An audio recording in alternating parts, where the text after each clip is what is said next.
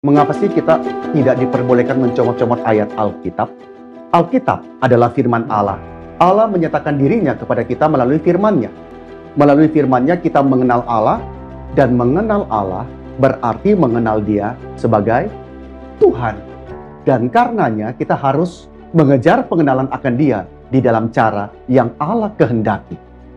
Bolehkah seseorang mempermainkan atau meremehkan firman Allah dan mencomot ayat-ayat di dalam Alkitab seenaknya demi kepentingannya sendiri?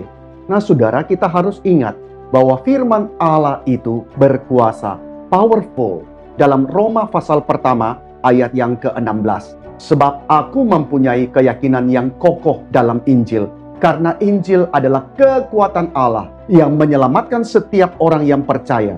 Pertama-tama orang Yahudi, tetapi juga orang Yunani. Demikian juga dalam 1 Tesalonika pasal pertama ayat ke-5. Sebab Injil yang kami beritakan bukan disampaikan kepada kamu dengan kata-kata saja, tetapi juga dengan kekuatan oleh Roh Kudus dan dengan suatu kepastian yang kokoh. Di situ dikatakan dengan kekuatan, dengan power dan in Holy Spirit. Dan selanjutnya Yeremia pasal 23 ayat 29 berkata, bukankah firmanku seperti api, demikianlah firman Tuhan, dan seperti palu yang menghancurkan bukit batu. Jikalau saudara baca perlengkapan senjata rohani, satu-satunya senjata untuk menyerang atau ofensif adalah pedang roh, yaitu firman Allah. Lalu di dalam Yesaya pasal 55 ayat 11 berbunyi, demikianlah firmanku yang keluar dari mulutku, ia tidak akan kembali kepadaku dengan sia-sia, tetapi ia akan melaksanakan apa yang ku kehendaki dan akan berhasil dalam apa yang kusuruhkan kepadanya. Maka saudara, sebagaimana kuasa ketuhanan Allah itu sendiri, maka kuasa firman tidak akan pernah gagal. Nah, menyadari bahwa kitab suci berbeda dengan buku-buku manapun, sebab ada kuasa yang begitu besar di dalam firman, maka itu memperingatkan kepada kita jangan pernah meremehkan firman Tuhan. Firman Tuhan itu memiliki wibawa dan berotoritas. Menjadi seorang Kristen itu berarti datang menundukkan diri di bawah suatu firman yang berotoritas, yang berasal dari Allah, yang disampaikan melalui nabi-nabi dan rasulnya, yang kita patut percaya dan patuhi.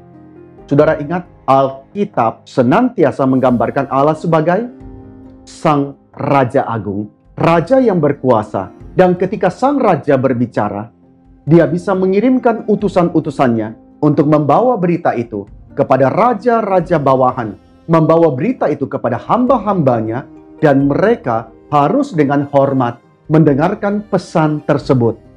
Mereka tidak boleh mempermainkan, mengubah, mencomot pesan daripada Sang Raja sesuka hati untuk kepentingan mereka. Nah, bagi kita, firman Allah tidak hanya berkuasa dan berwibawa, tetapi firman Allah juga menyatakan kehadiran Allah di tengah-tengah kita. Itu artinya bahwa firman Allah patut kita hormati. Tetapi ini tentu bukan bibliolatri, saudara sekalian. Bibliolatri yaitu pemujaan terhadap objek material buku dengan kertas dan tinta. Kertas dan tinta itu adalah ciptaan materi, bukan Tuhan. Dan kita tidak boleh bersujud menyembah kepada objek materi tersebut. Tetapi pesan daripada Alkitab, apa yang disampaikannya, itu adalah ilahi. Dan kita harus menerimanya dengan hormat dan penyembahan. Allah, Raja dan Tuhan yang patut kita sembah, sudah memberikan firman-Nya yang tertulis bagi kita. Allah tidak lagi berbicara secara langsung seperti di Taman Eden kepada Adam, atau seperti di Gunung Sinai kepada Musa. Allah tidak lagi berbicara melalui nabi dan rasulnya, melainkan Ia berbicara melalui firman-Nya yang tertulis. Firman-Nya yang dikhotbahkan dan diajarkan oleh hamba-hambanya secara bertanggung jawab.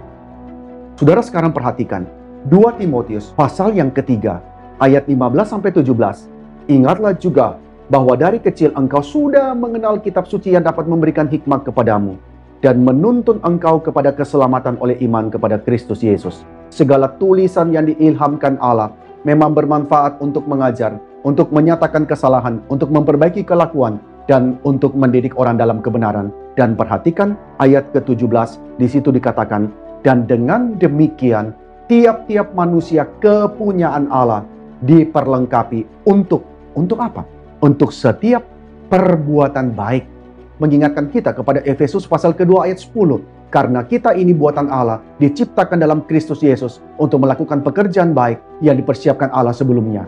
Dia mau supaya kita hidup di dalamnya. Maka saudara sekalian, Allah memiliki rencana. Allah menyatakan rencananya kepada kita.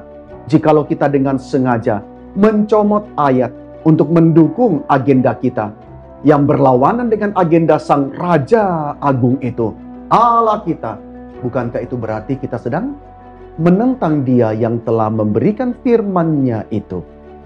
Mungkinkah sebuah dikrit raja boleh diselewengkan oleh bawahannya sesuka hati untuk kepentingan dan keuntungan sang bawahan, dan justru tidak menyatakan kebenaran kehendak sang raja?